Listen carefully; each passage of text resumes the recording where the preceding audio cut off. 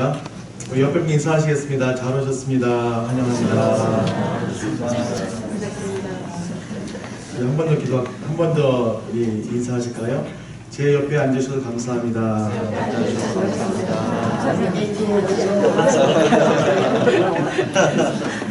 이 앞에서 들으면 별말이 다 들려요. 네가 왜 내 옆에 앉았냐? 그런 말도 들리고요. 오늘 주신 하나님의 말씀입니다. 우리 시편 119편 105절에서 112절까지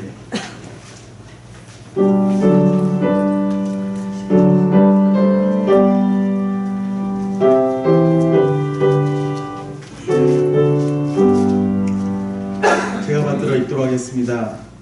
주의 말씀은 내 발의 등이요 내 길의 빛이니이다. 주의 의로운 규례들을 지키기로 맹세하고 굳게 정하였나이다. 나의 고난이 매우 심하오니 여호와여 주의 말씀대로 나를 살아나게 하소서. 여호와여 구하오니 내 입이 드리는 자원 제물을 받으시고 주의 공의를 내게 가르치소서. 나의 생명이 항상 위기에 있사오나 나는 주의 법을 잊지 아니하나이다. 악인들이 나를 해하려고 올무를 놓았사오나 나는 주의 법도들에서 떠나지 아니하였나이다. 주의 증거들로 내가 영원히 나의 기업을 삼았사오니 이는 내 마음의 즐거움이 됨이니이다. 내가 주의 율례들을 영원히 행하려고 내 마음을 기울였나이다. 아멘. 기도하고 하나님 말씀 듣도록 하겠습니다. 아버지 하나님 감사합니다. 오늘도 거룩하신 하나님의 말씀 앞에 저희들 머리 숙여 말씀 받기를 기다립니다. 부족한 말씀의 전달자는 온전히 주님의 은혜 가운데 가려주시고 오직 하나님의 말씀만 선포되게 하여 주시옵소서. 예수님의 이름으로 기도하옵나이다. 아멘. 오늘 우리가 나눌 말씀이 시편 119편입니다. 물론 저희 교회는 매일 아침마다 시편 말씀을 이렇게 묵상하며 나누고 있습니다만 오늘이 벌써 4월 마지막 주일이에요. 4월 마지막 주일 그리고 5월달을 준비하는 주일을 보내면서 한 번 더 말씀의 중요성과 말씀의 가치를 나누면 좋겠다는 생각을 가지고 오늘 시편 119편 말씀을 준비하게 되었습니다. 그도 그럴 것이 이 시편 119편의 주제가 말씀입니다. 말씀. 그래서 정말 말씀에 관심이 있다면 정말 말씀 가운데 살기를 원하신다면 여러분 꼭 119편 말씀을 꼭 묵상하셔야 합니다. 이스라엘에서는 아이들이 태어나서 자라고 처음 글을 배울 때 처음 가르치는 말씀이 바로 시편 119편이라고 합니다. 이 119편 안에 말씀 보시면 굉장히 절이 많죠. 116절까지나 되는데 그래서 그 가운데서 아이들이 성경을 통해서 글을 배우고 단어를 익히면서 동시에 하나님 말씀의 가치에 대해서 저들이 또한 배운다는 것입니다. 여러분 우리가 정말 예수 믿는 사람이라면 정말로 예수 믿는 사람이라면 천국 소망하면서 하나님을 믿는 믿음이 있다면 우리는 이 말씀의 중요성을 간과해서는 절대로 안 될 것입니다. 그런데 여러분 제가 이 질문을 드려보고 싶습니다. 여러분 여기 왜 나오셨습니까? 왜 교회에 오셨습니까? 벌써 한 달이 지났네요. 제가 사라스타 하는 장로회에 가서 주일날 말씀을 전하고 이제 오후에 그 교회에 출석하는 청년들하고 같이 저녁 식사를 하는 그런 기회가 있었습니다. 그 교회에는 주위에 링링이라는 아트스쿨이 하나 있습니다. 그래서 거기서 10여 명의 학생들이 오는데 굉장히 바쁘게 정말로 바쁘게 학교 생활을 한다고 그래요. 물론 모든 유학생활이 다 마찬가지겠지만 그 학생들이 하는 말이 그 학교에서 20분 떨어지면서 바닷가가 있는데 3년이 지나도 한 번도 바닷가에 나가본 적이 없다고 해요. 왜? 갈 시간이 없으니까. 그런데 주일날 때 되면 꼬박꼬박 10여 명의 학생들이 오니까 얼마나 제가 고마워요. 감사하지. 그래서 이제 식사를 대접하면서 앞으로 계속 교회 잘 나와주세요 라고 얘기하면서 지나가는 말로 질문했습니다. 근데 교회는 왜 나와요? 다른 학생들은 일주일 내내 공부하고 주일날 밀린 잠 자느라고 교회 못 나온다고 하는데 여러분들은 왜 나왔습니까? 왜 교회 나오십니까? 라고 질문했어요. 그랬더니 한 학생이 이건 뭐 묻지도 따지도 않고 바로 즉시로 대답하는데 충격이었어요. 밥 먹으려고요. 밥 먹으려고. 저는 그래도 그렇게 힘든 유학생활 보내면서 교회 나오니까 아이 목사님 주의를 꼭 지켜야죠. 예배 드려야죠. 라고 생각을 하고 대답을 기대했는데 밥 먹으려고 교회 나온다는 거 이게 농담이 아니었어요. 여러분 밥 먹으려고 교회 나온다? 이 80년대 70년대 유학생들이 했던 말들 아닙니까? 근데 아직도 그렇게 밥 먹으려고 교회 나오는 학생들이 있더라고요. 물론 그렇게 해서라도 주일날 교회 나와서 예배 드린다면 그건 감사하고 고마운 일이죠. 근데 여러분 제가 여러분들에게도 똑같이 질문 드리고 싶습니다. 여러분 왜 나오셨습니까? 왜 주님의 교회에 오늘 예배의 자리에 오셨습니까? 혹시 여러분들도 식사로 나오셨습니까? 아니면 사람 만나려고 나오셨습니까? 아니면 예배 드리려고 나오셨습니까? 기도하며 기대하기는 여러분 모두가 하나님의 말씀 듣기 위해서 예배 드리기 위해서 나오신 줄 믿으시길 바랍니다. 아멘. 우리 교회는 특별한 경우를 제외하고는 일주일에 보통 10번의 공식적인 예배를 드립니다. 6번의 새벽 예배와 또 3번의 주일 예배 그리고 수요 예배 10번이 바로 그것입니다. 근데 여러분 이 모든 예배의 목적은 한 가지입니다. 말씀 듣기 위해서입니다. 말씀 듣기 위해서 우리가 교회에 나오는 것입니다. 물론 예배를 통해서 찬양도 할 수 있고 기도도 드릴 수 있습니다.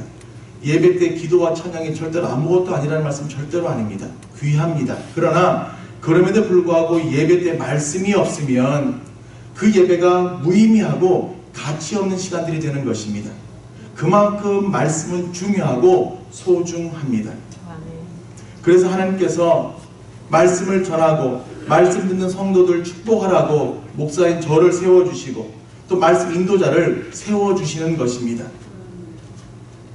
창세기 말씀을 보시면 하나님께서 세상을 말씀으로 창조하셨다라고 기록되어 있습니다. 하나님께서 세상을 창조하시기 이전의 상황은요, 땅이 혼돈하고 공허하고 흑암이 깊음 위에 있었어요. 한마디로 말하면 절망입니다. 그 누구도 그런 상황 속에서 희망을 얘기하거나 밝은 미래를 말할 수 없어요. 완전 절망입니다. 그런데 그 절망의 상황에서 놀라운 일들이 벌어나죠. 어떤 일입니까? 하나님께서 빛이 있으라 말씀하시니까 빛이 생기게 되면서 말씀으로 모든 세상이 창조되었다는 것입니다. 여러분 이것이 바로 하나님 말씀의 능력입니다. 없는 것을 있는 것으로 하시고 무에서 유를 창조하시고 모든 것을 완벽하게 만드시는 능력이 바로 하나님 말씀이라는 것입니다. 우리의 삶도 마찬가지입니다. 우리의 삶이 절망적이고 아무런 무의미하고 내가 왜 이 땅을 살아가나 소망 없이 살아간다 할지라도 하나님께서 말씀하시면 그 말씀을 우리가 믿음으로 받아들이고 감사함으로 받으면 엄청난 주님의 능력이 우리의 삶 가운데서 일어나게 된다는 것을 꼭 기억하시길 바랍니다. 애굽에서 430년간 종살이하던 이스라엘 백성들에게 하나님께서 모세를 보내십니다. 모세를 스피커로 삼으시고 하나님의 말씀을 저들에게 전하시죠. 무슨 말씀을 전하셨습니까? 애굽의 압제로부터 내가 해방시켜 주겠다고. 그래서 저들이 나 하나님이 너희의 하나님 된다는 것을 보여주겠다. 이 말을 전하라 라고 모세를 파송하셨습니다. 근데 그 말을 다 사람들이 전했을 때에 애굽의 왕이었던 바로는 그런 모세의 말을 우습게 여깁니다. 우습게 여겨요. 하나님이 어디 있어? 우리는 태양신을 섬기는데 하나님 난 몰라. 우습게 여깁니다. 그랬더니 하나님께서 즉각적으로 애굽 전역에 10가지 재앙을 내리셨지요.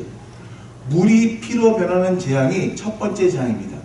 그 다음에 어떤 재앙이 있었어요? 개구리가 막 들끓기 시작하고 이 파리가 막 난리를 칩니다. 그러다가 악성 피부병이 생기고 우박이 생기고 메뚜기가 모든 곡식들을 다 갉아먹게 되었어요. 그럼 메뚜기 재앙까지 이루고 난 다음에 마침내 9번째 재앙이 바로 암흑의 재앙입니다. 갑자기 짙은 어둠이 애굽 전역을 뒤덮어버리는 거예요. 여러분 우리도 그런 경험 있지 않습니까? 당황스럽죠. 예상치 못했던 어둠을 만나게 되면 당황하면서 순간 따라오는 것이 뭐예요? 공포심이에요. 두려운 마음이 듭니다. 컴컴하니까. 이때 어둠을 밝힐 수 있는 아무것도 없다면 그 공포심 두려움이 배가 되겠지요. 이때 애굽의 상황도 마찬가지입니다. 갑자기 하늘이 까매지면서 온 땅이 다 시커멓게 암흑으로 깔리게 되니까 이 암흑이 며칠 동안 계속되니까 사람들이 두려움과 공포로 벌벌 떠는 상황이 되었어요. 그러니까 당연히 집 밖으로 나갈 수가 없는 거죠. 컴컴하니까 나가서 무슨 일을 당할 줄 알고 나가겠습니까? 근데 말씀 보세요. 출애굽기 10장 23절 말씀 보시면요, 온 이스라엘 자손들이 거주하는 곳에는 빛이 있었더라 라고 말씀하고 있어요. 애굽 사람들은 빛이 없어서 쩔쩔매면서 벌벌 떨고 있는데, 이스라엘 사람들이 거주하는 곳에는 하나님의 임재의 빛이 저들에게 비치고 계셨다는 것입니다. 여러분, 상황이 이렇게 되면 애굽 사람들이 어떻게 해야 돼요? 그 이유를 알아봐야 되지 않겠습니까? 왜 우리 있는 곳에는 황컴하고 이스라엘 백성들이 머무는 거하는 곳에는 빛이 있을까? 이유가 뭘까? 그 이유를 알아보고 한 마음으로 빛을 소망해야 되지 않겠습니까? 빛을 얻을 방법을 강구해야 그게 맞습니다. 그런데 이집트 왕 바로는요, 이런 상황까지 됐는데 이 모든 문제의 근원은 이스라엘 사람 때문이다 라고 착각을 해요. 저들만 없으면 된다. 그래서 뭐라고 명령을 해줍니까? 이스라엘 백성들에게 양과 소는 놔두고 너희들이 애들 데리고 다 나가라. 너희들만 없으면 돼. 그 얘기를 합니다. 지금 빛 대신 빛을 사모하는, 빛이 있기를 원하는 바로가 빛 대신 하나님의 말씀을 무시하고 이 물질적인 거, 양과 소는 놔두고 애들만 데리고 다 나가라. 물질에 집중하는 어리석은 모습을 보여주고 있는 거예요. 성경 말씀으로 참으로 안타깝고 참으로 불쌍한 사람이 이 바로라는 생각을 해보게 됩니다. 여러분, 우리도 마찬가지예요.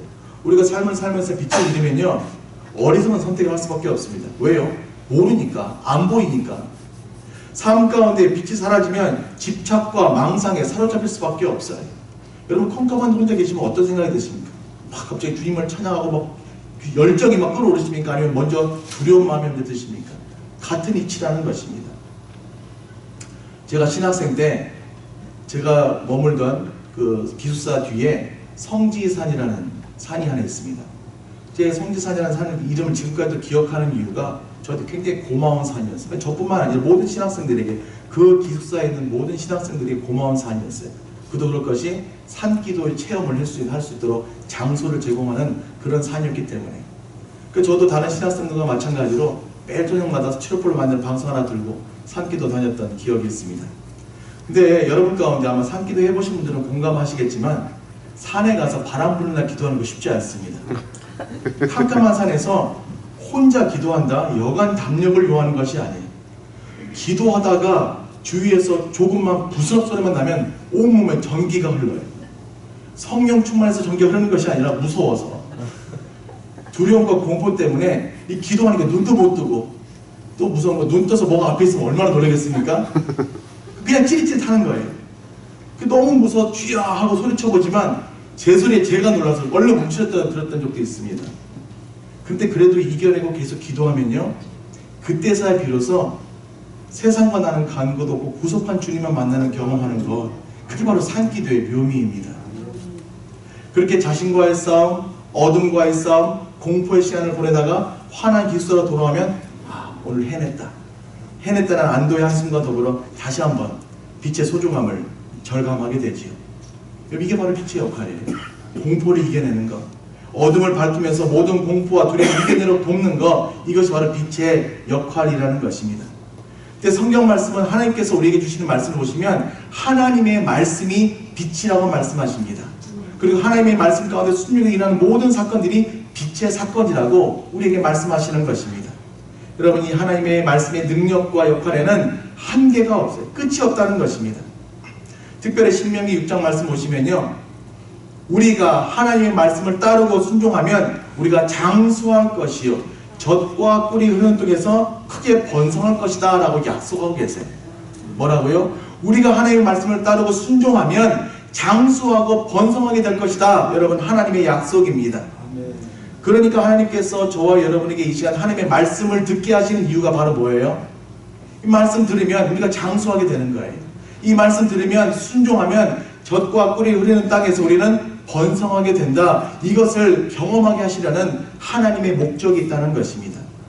여러분, 이 말씀의 목적 꼭 기억하시길 바랍니다. 그래서 우리는 틈날 때마다 하나님의 말씀을 묵상해야 되는 것입니다.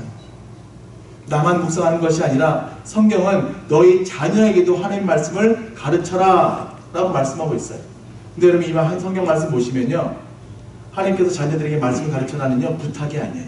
명령입니다. 반드시 You must teach the gospel to your children. 너희 자녀들에게 하나님의 말씀을 가르쳐야 한다라고 말씀하시는 것입니다. 결국 이렇게 우리가 하나님의 말씀을 듣고 묵상하는 까닭은 말씀만이 이 땅에서 잘 살고 성공하고 번성하는 유일한 길인 것을 우리가 인정하기 때문에 믿기 때문에 우리가 말씀을 묵상해야 되는 이유가 되는 것입니다. 시편 1편 말씀 보시면 의인의 삶과 악인의 삶에 대해서 분명하게 우리에게 말씀하고 계세요. 여러분 다 잘 아시겠지만 성경이 말씀하시는 복 있는 사람, 의인의 삶이 뭐예요? 첫 번째, 악인들의 꾀를 따르지 아니하고 죄인들의 길에 서지 아니하고 오만한 자의 자리에 앉지 아니하고 뭐죠? 오직 여호와의 율법을 즐거워하여 그의 율법을 주야로 묵상하는 자로다. 그 사람이 복 있는 사람이다 라고 말씀하고 계세요. 반면에 악인들의 삶이 뭐예요? 말씀이 아니라 자신들의 꾀를 따릅니다. 알량한 지혜를 쫓습니다. 나는 머리는 굴린다고 하는데 지혜가 없어요. 왜냐하면 지혜의 근원이 바로 하나님의 말씀인데 하나님의 말씀이 그 가운데 없다는 거예요. 결국 저들은 하나님의 심판을 받게 되고 급기야 망하게 될 것이다 라고 성경은 경고하고 있습니다. 여러분, 우리 예수 믿는 사람들이 제일 귀하고 소중하게 생각해야 하는 것은 결국 하나님의 말씀임을 꼭 기억하시길 바랍니다. 여러분, 믿음이 뭐라고 말씀드렸어요? 하나님의 말씀이 내 생각과 내 가치관과 다르더라도 하나님의 말씀이니까 무조건 맞아, 무조건 하나님이 옳아 라고 생각하는 것이 믿음이다 라고 말씀드렸지 않습니까? 근데 여러분, 우리는 맞아, 하나님의 말씀이 옳아, 여기서 멈추는 것이 아니라 이 말씀에 순종해야 되는 것입니다. 성경의 진리가 순종을 만나면 여러분 기적이 일어납니다. 아멘. 치유가 일어나고 열매를 맺게 되는 것입니다. 아멘. 지난번 여호수아 말씀을 나누면서 여호수아가 죽기 전에 했던 유언, 한 가지 유언 기억하십니까? 바로 하나님의 말씀을 순종하라였습니다. 말씀을 다 지켜 행하라. 그래서 말씀을 떠나 우로나 좌로나 치우치지 말라. 이것이 바로 여호수아의 마지막 유언이었습니다. 이유가 있어요. 여호수아가 모세의 뒤를 이어서 이스라엘 백성들 이끌고 출애굽해서 열심히 가나안 땅을 향해서 나아가는데 수많은 어려움이 있었지 않습니까? 난공불락의 여리고성이 있었어요. 수많은 적들이 대치하고 있는 상황이었어요. 그런데 그런 상황에서 힘 의지하지 않고 지혜 의지하지 않고 하나님의 말씀만 의지하고 나갔더니 승리하더라는 거예요. 자신이 그 경험하게 되고 체험하게 되니까 하나님의 말씀이 최고구나, 말씀 순종하는 것이 승리하는 삶이구나 라는 것을 저가 자기 자손들에게, 후손들에게 지금 남기고 있는 것입니다. 여러분, 여호수아가 110년 인생 살면서 자기가 경험해 보니까 다른 것보다도 말씀 순종, 믿음, 이것이 최고다, 이거 최고라는 것을 알고 지금 백성들에게 유언의 말로 그 대신하고 있는 것입니다. 여러분, 저와 여러분이 믿는 하나님은 살아계신 하나님이십니다. 여호수아에게서 역사하시던 그 동일한 하나님께서 저와 여러분에게도 똑같은 말씀 주시는 거예요. 너희가 말씀을 순종하고 나가면 너희가 장수하게 될 것이고 젖과 꿀이 흐르는 땅에서 너희는 번성하게 될 것이다. 여러분, 이 약속 꼭 믿으시기를 바랍니다.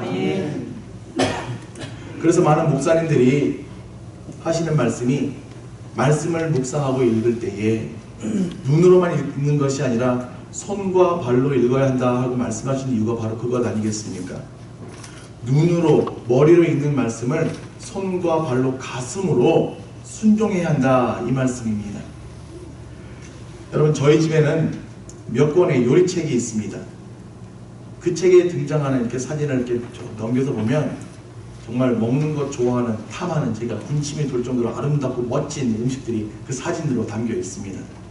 근데 여러분, 제가 그 사진이 있는 요리책을 본다고 그 사진에 나온 요리가 생기는 경우는 거의 없습니다. 아니, 한 번도 없었습니다. 제 아내가 가끔 요리책을 봅니다.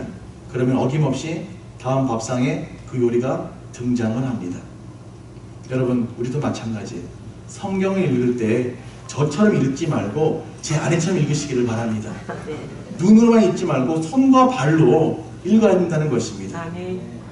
우리가 말씀을 순종하고 행함으로 나아가면 우리는 우리의 삶을 통해 말씀의 열매를 맺게 되면서 하나님의 기적을 경험하게 될 줄로 저는 믿습니다. 근데 우리 모두는 이런 말씀의 능력과 비밀을 알고 기적의 역사도 경험했지만 늘 깨닫는 게 뭐죠? 항상 절감하는 것이 말씀 순종하는 것이 쉽지 않다 하는 거 아닙니까? 정말 어렵다. 정말 어렵다. 세상에서 가장 안전한 삶이 하나님의 말씀을 붙지 않고 사는 삶이라는 것을 머리는 아는데 삶이 그것을 증명하지를 못하니까 어쩌면 그런 이유로 점점 말씀이 우리의 삶과 점점 멀어지는 그런 이유가 되기도 한다는 것도 잘 알고 있습니다. 저는 말씀을 준비하고 말씀을 전하는 목사로서 어떻게 하면 이 하나님의 말씀을 우리 성도들이 잘 순종하게 할 수 있을까 그런 고민을 하곤 합니다. 근데 고민하면서 기도하는 가운데 하나님께서 분명한 답을 저에게 주셨어요. 그래서 여러분께 말씀드리길 원합니다. 어떻게 하면 하나님의 말씀을 더 잘 순종할 수 있을까? 그래서 여러분 하나님을 더 사랑하면 되는 것입니다. 아멘. 하나님을 사랑하면 되는 것입니다. 사랑하면 여러분 무거운 멍에가 더 이상 무거운 것이 아닙니다.